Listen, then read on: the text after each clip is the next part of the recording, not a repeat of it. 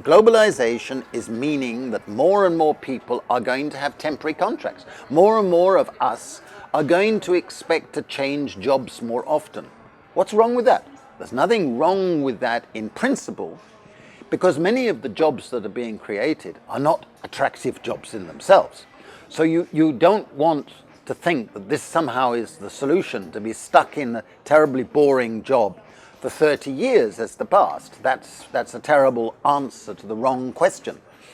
The right question should be, how do we enable people to accept this sort of flexible labour markets without having to accept all the insecurity that goes with it? Realities are that more and more people will have to accept flexible labour. Okay, more and more people are going to find the situation that their wages are not going to be adequate for a decent standard of living. And the reason they're not going to be adequate is that with globalization, what has happened is that the world's labor supply has quadrupled in the last 20 years. In other words, an extra 2 billion people have become part of a global labor market. So the corporations can move, or they can contract out their labor to where labor is cheapest.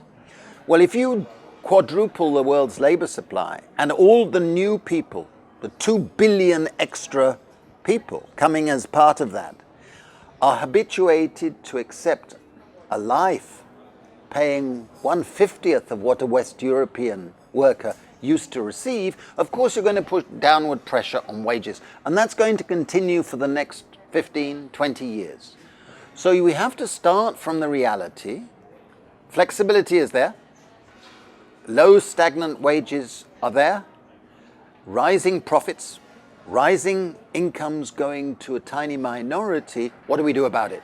What do we do about it without going back to a discredited system, but at the same time saying, look, if inequalities continue to grow, if the insecurities continue to grow for the precariat, we're going to have socially disgusting circumstances that will produce far-right politics playing on a neo-fascist theme.